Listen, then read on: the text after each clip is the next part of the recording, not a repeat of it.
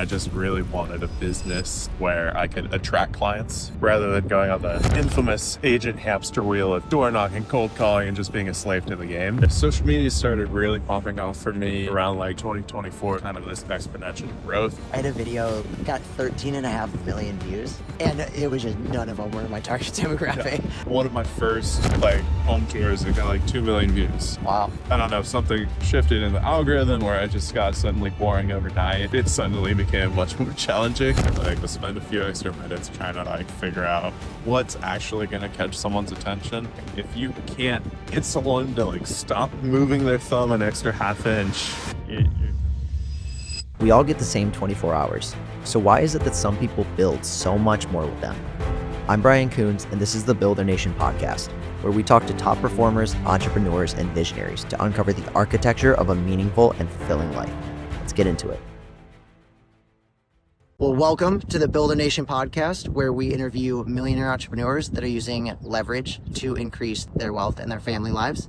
So today we got my man, Harmon here, 25-year-old agent who kicks the shit out of social media to sell and has many listings and a lot of good game on the social media side of being an agent. So I want to really dig into it on how are you leveraging social media and why is social media so powerful for agents? Yeah, I think before I get into how, I think maybe the why. And I think for me personally, I just really wanted a business where I could attract clients and a brand that attracts people to me rather than going on the infamous agent hamster wheel of door knocking, cold calling, and just being a slave to the game. There's just so much opportunity with social media to establish a brand and really tap into a hyper local market.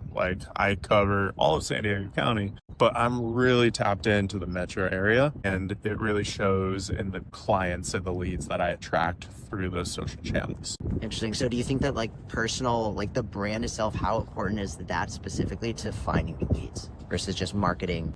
That's a good question. It's kind of one of those things where it's what came first, the chicken or the egg, right? Is it the brand or the marketing? I think they really just go hand in hand and complement each other really well. Obviously, you need people to know, and trust you, and they can't do that without some sense of who you are. So you can't just mainly just throw ads or whatever out into the abyss. There needs to be something out there, some type of brand or backbone to get people to know you. Okay. And so with the brand, do you have to filter yourself when you're building that online? Are certain clients not attracted to it because of that? Or to some degree, one of my office mates, Mac Wilson, he's chasing a much more luxury kind of presence, going after $2 million plus homes, whereas my platform is very much first time buyer oriented.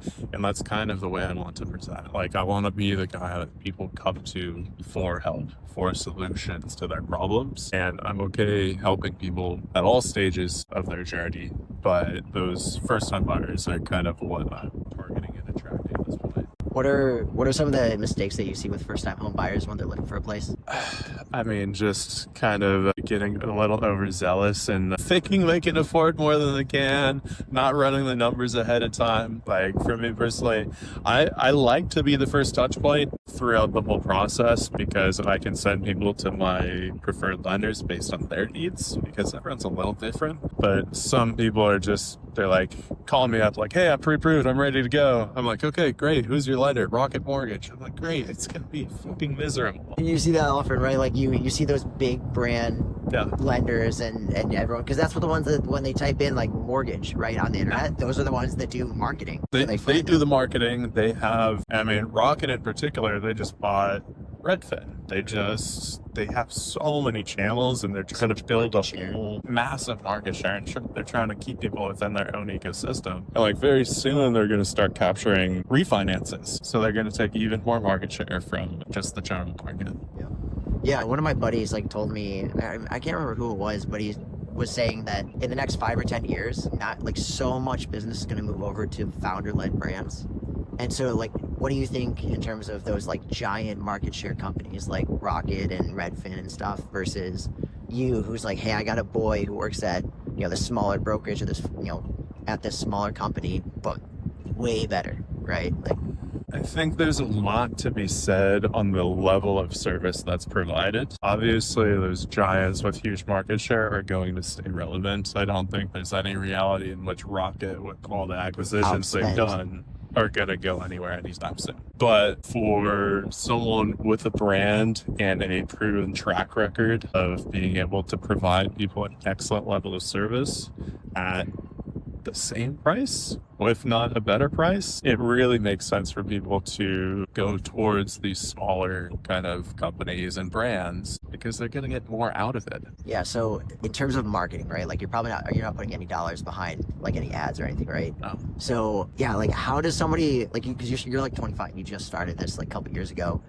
You said that noticeably like things started to take off at a certain point. What was the taking off point as an agent where all of a sudden you're like, oh shit, I actually have a brand? Yeah, so social media started really popping off for me around like December 2023. And then all through 2024 is kind of this exponential growth, which was awesome. But at that point in my business, I didn't have the know-how to talk to people with confidence. I didn't know enough, and at this point, I've done a number of transactions this year. I know how to take someone through the process, and I'm providing like truly an amazing level of service. And that's kind of my mission as well. Like provide a service that they're just gonna go rave about.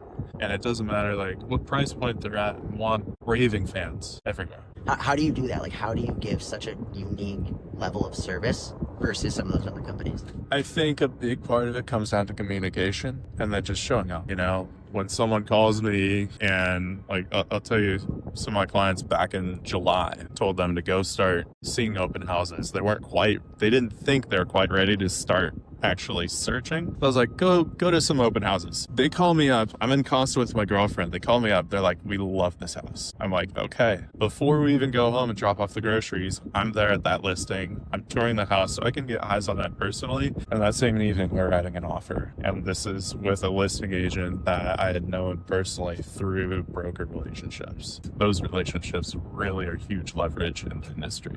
Yeah. Dude, I remember when I bought my first place, I used my VA loan on it. My agent was absolutely like dialed. Like I would be texting him at like 9:30, 10:30 at night, and he would just respond like immediately. And he was like talk me off ledges and stuff. Like how often does that happen? How often do you have to talk people off a ledge when they're in the buying process? Yeah, I mean, fortunately for me, not too often. And I think that's kind of a testament to the communication chain. Like every phone call we have is followed up with like a summary email. So like everyone is on the same page every single step of the way. Like the lender's in the loop, the other agent's in the loop, I'm in the loop on everything my buyer's thinking. And it really just diffuses a lot of the bombs before they even arrive. Okay. So that probably helps like a lot. And who's your target demographic of buyer? I mean, I really love working with DINKs. Yeah. Do you know what a DINK is? Yeah, oh yeah. Double income, no kids, Dude, it's DINKs or DINKWADs? It stinks particularly. I mean, DINKWADs are fun too, but it's easy, it's fun, and they're generally looking in my favorite parts of town. Bakersfield, North Park, South Park. Right. That's home for me. And when I get to do business at home, it's just awesome. I feel like there's another level of, I don't want to say communication, but another level of confidence in a situation like that when you're, somebody who knows your fucking market so well that it's like, yeah, like I know that street, I grew up there or whatever, like. So, funny story. I switched teams about a little over a year ago, and one of the biggest kind of compelling factors to that decision was with my team lead / mentor. He sits people down and he's like, what's your address? But let's just say like 3672 like 30th Street. Yep. He can name, he knows the cross streets, he knows how many houses you're in, he knows what side of the street you're on. And it's like, damn, this guy knows the map. He knows everything in town. And like, I've made a huge effort in kind of attaining that level of knowledge. I mean, it's kind of useless information in a way, but it's really a testament to how well you know the market. Well, it's like, it's not, I don't think it's useless at all. I think that there's a level of, I guess, like comfort that somebody would feel when it's like, oh, he knows it, right? It's like the inch deep, mile wide, inch deep, mile wide versus inch wide, mile deep. When you know a market so well that you can say an address and you're like, oh yeah, that's right there. Like, there's nobody that can fucking touch you. Like, and the fact that you've only been doing this a couple years now, if you continue doing that, like, there's no issues. I remember talking to my buddy the other day, and they work with an appraiser, and that appraiser is like one of the local guys to San Diego who does all the appraisals, and he was getting in an argument one time saying like, oh, it's not whatever, it's not this price or whatever. And he's like, no, you pulled this comp, that's a different area. Like, I've done 5 on this street in the past year and a half. Like, and he's like, I funded the loan that same day. Yeah, it's like, okay, it's a 1/10 of a mile away, but it's a totally different vibe. It's a totally different neighborhood in essence. When you're looking at things just on Google Maps, you don't know. So how do you get deals in a market like this for your buyers? About half of it is through social media, and then the other half is like in-person connections. I've had like a couple open house leads that kind of have converted over the years, but that hasn't been my greatest source. It's really like in-person referrals. Lenders who are working with hundreds of different agents have done transactions with me and have referred me clients because of the level of service that I provide. Yeah. They know I'm going to take care of their people, but like kind of mastering that social media conversion, which, I mean, I wouldn't say I'm a master of it yet. Right. Always trying to improve that, but I've definitely learned a lot in how to speak to people online. What does a conversion funnel look like for social media?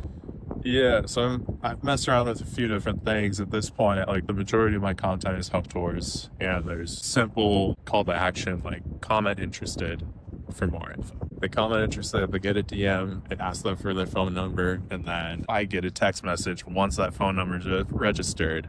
Hey, call this person. This is the property they care about. And from there, it's just continuing that conversation. If they don't pick up, we just follow up. So you have somebody underneath you that's kind of like getting those immediate calls to them, and or is it all It's you? all me at this point. All you.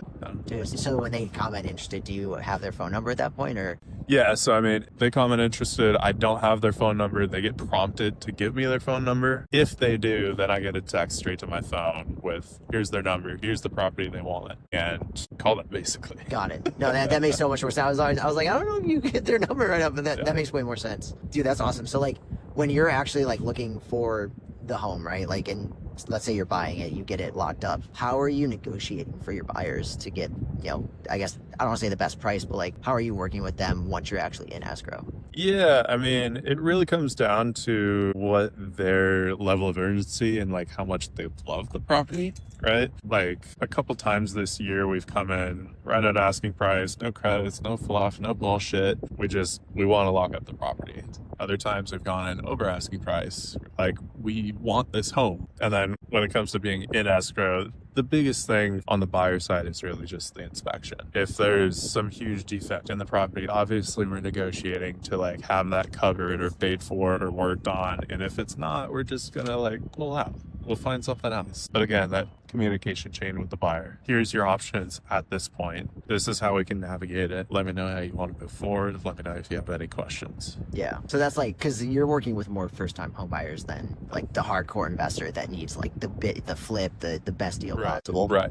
Yeah. So I mean, when it comes to like the investors, I do have a couple of people I'm like scouting and keeping an eye out for. I don't have a ton of experience. I do want to get into that personally. Hey guys, if you're a business owner, high income earner, or investor who's been thinking about getting into real estate development but don't have the time to manage the process, this is for you. My company partners with people like you to help unlock the potential of your properties or even source and manage new small scale development projects.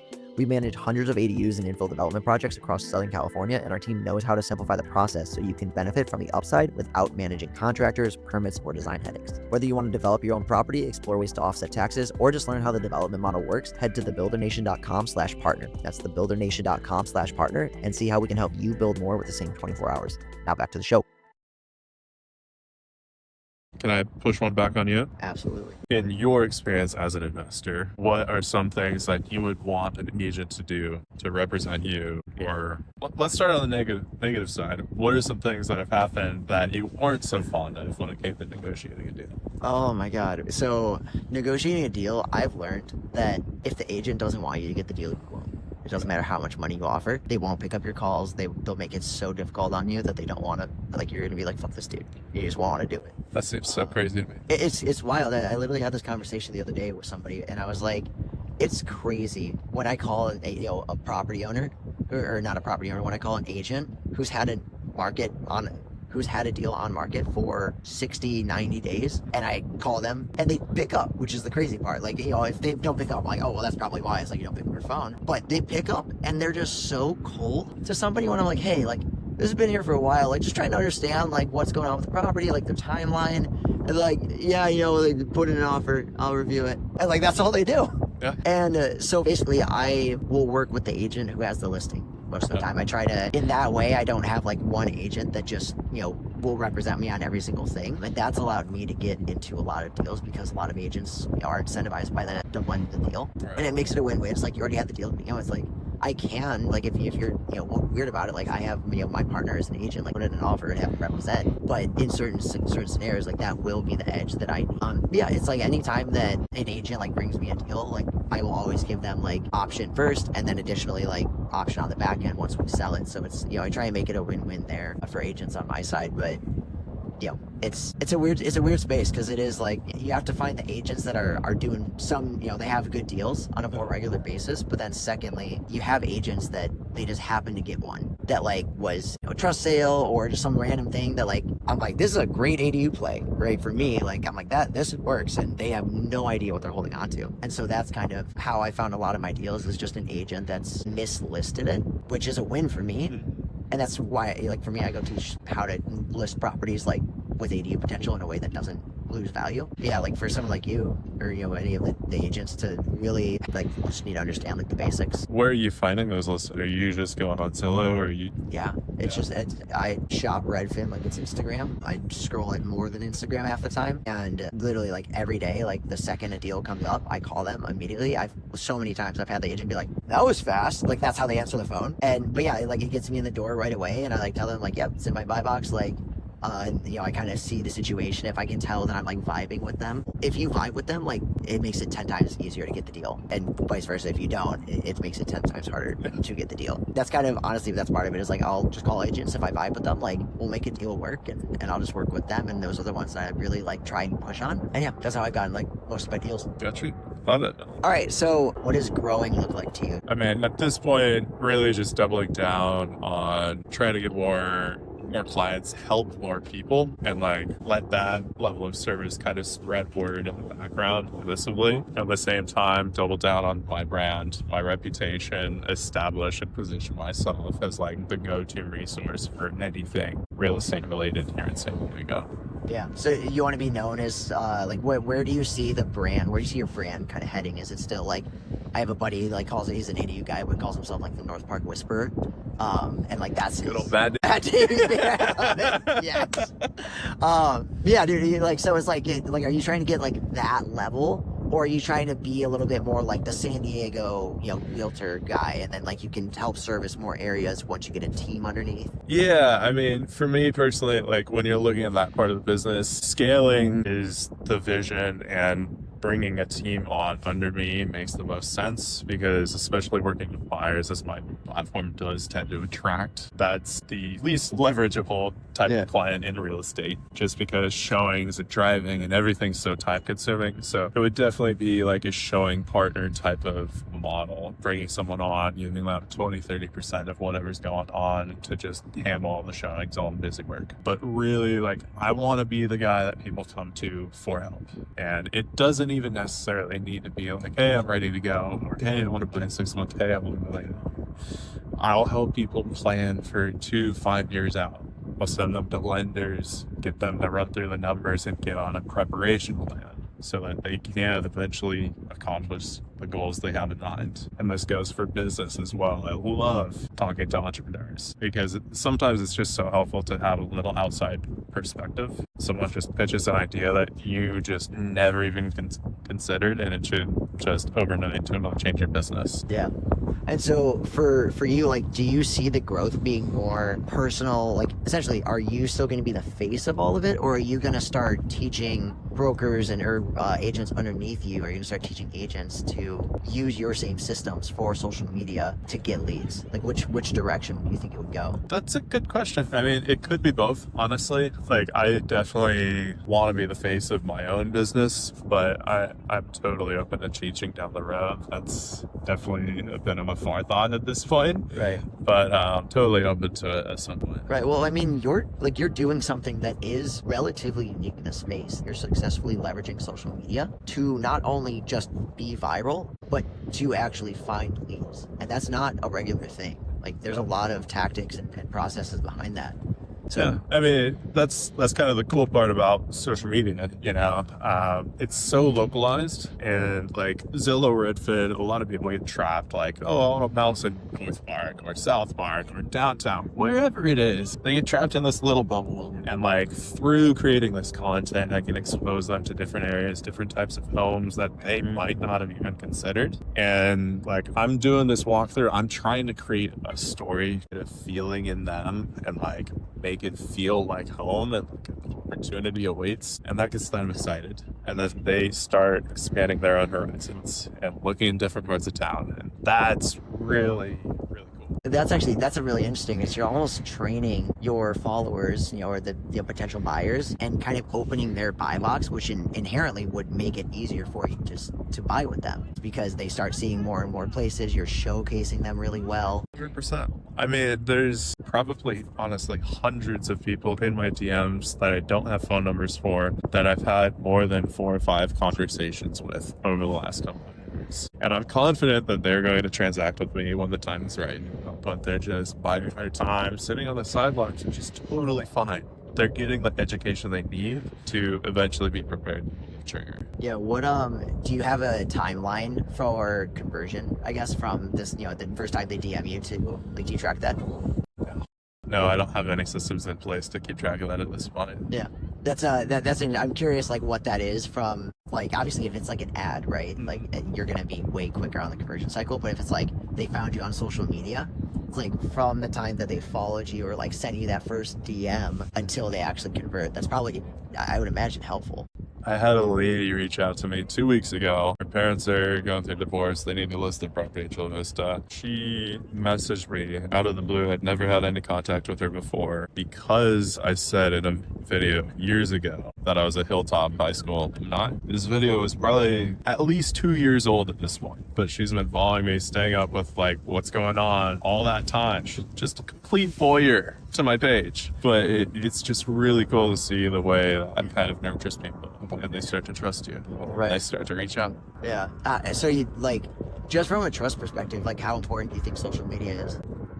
I mean, how else is someone going to trust you? You know, like, without getting in person, FaceTime, that's the only other way you're going to trust them. Even cold calling, it's like, okay, sure, you might have a 5-10 minute conversation with somebody, but they don't know what you look like. You know, they have no clue who you really are. But like, when I'm on social media saying like, hey, I just got off the tennis court and like, I'm a block away from this cool property, let's go check it out. They're like, oh, he plays tennis. Oh, he lives in North Park. All this other stuff. And it's like, oh, I have this in common too. So that's really cool. How often do you think you match, or how often do you think you get a client because of the vibe match? All of my clients so far have been awesome. I think I personally have a very kind of moldable personality where I can kind of play off people's vibes a lot, but I haven't had a client that I haven't gone to get drinks with anytime. Yeah.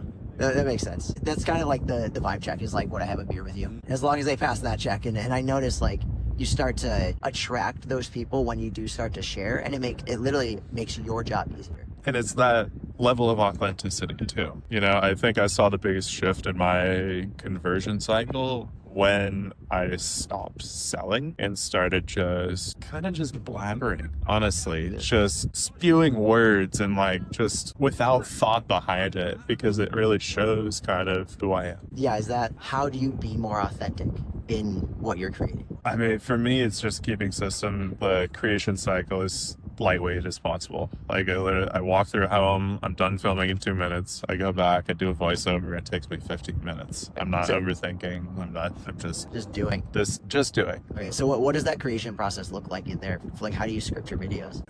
Literally sit down with a microphone and just go ham for 10 to 15 minutes. There is almost no thought behind it. I'm like, okay. I mean, the biggest piece of thought is the book. Like, let's spend a few extra minutes trying to like figure out what's actually going to catch someone's attention, because that's the biggest thing. If you can't get someone to like stop moving their thumb an extra half inch, you're toast. Like, if you can do that and you can show something mildly engaging for the rest of the video, you're set. That makes a lot of sense. So yeah, so the hook, and then obviously like yours are just super B-roll intensive, and then you just do a green screen over it. Like, it's not super crazy edited. Yeah, I mean, a lot of them aren't even green screen. It's just straight raw footage walking through a home. I just started doing some green screen videos.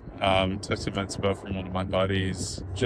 I'm always just trying to play with stuff, keep things interesting. I feel like over enough time, people get used to your content, but there's this craving for something new. And then I also kind of get bored of doing the same thing at the time. That makes sense. So you're constantly like shifting your content to kind of cater to what you think is going to be the one interesting to you to make, and then also what is, what you think is going to get the most engagement. Yeah, no, 100%. Makes a lot of sense. So yeah, like obviously agent right now, and you're doing very, very well. It's crazy. What's the next part of it for you? I mean, like I said, just doubling down on that agency business, eventually bringing on a team. We'll see, might explore that in the next 6-12 months, bringing on someone under me as a partner in those bar side transactions, but also just positioning myself more as like, hey, I can sell properties too. I can do the listing side very, very well. And with my platform, get you potentially millions of eyes on your home, which I don't know how many other people in San Diego can say that. What's the most viral video that It was like one of my first like home tours that got like 2 million views. Wow. And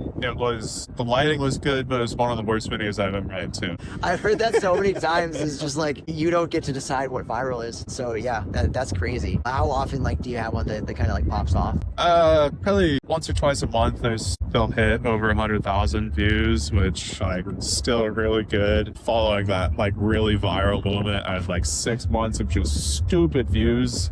30,000 felt really easy to attain, and then I don't know, something shifted in the algorithm where I just got suddenly boring overnight, and it suddenly became much more challenging. So I'm always just looking for ways to spice it up. Yeah, it's funny you mentioned that. I don't have as many views as you do on yours, but you kind of, I noticed, I've had a phase where I was going really well, getting X amount of views is super easy, and all of a sudden it's it just stops. Yeah, and I do think there's kind of a wave effect to it. You get one video that does crazy well, and then all your following videos kind of do well because they're riding that wave, and then eventually the hype kind of dies down. Yeah. And it's okay, shoot, I need to get something going again.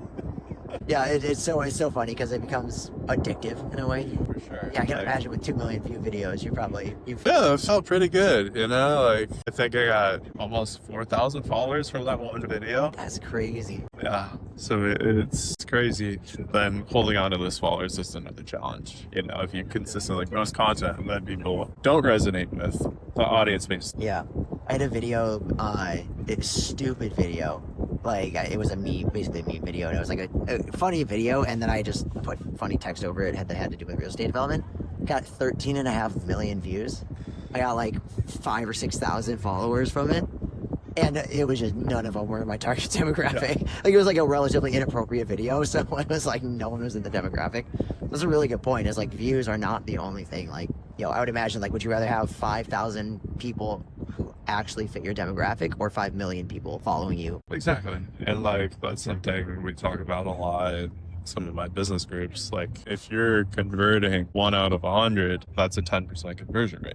Or sorry, 1%. Somewhere in that range. If you're converting 10 out of 10,000 or 10 million even, right, it's a much, much, much lower percentage. So I'd obviously much rather have a much smaller audience that is composed of who you actually care about. No, it makes sense. So, last question for you. If you were starting over, or let me rephrase that, if you were talking to another agent who is not using social media right now, what is the number one piece of advice you could give them to actually grow on social media? Do home tours and have fun with it.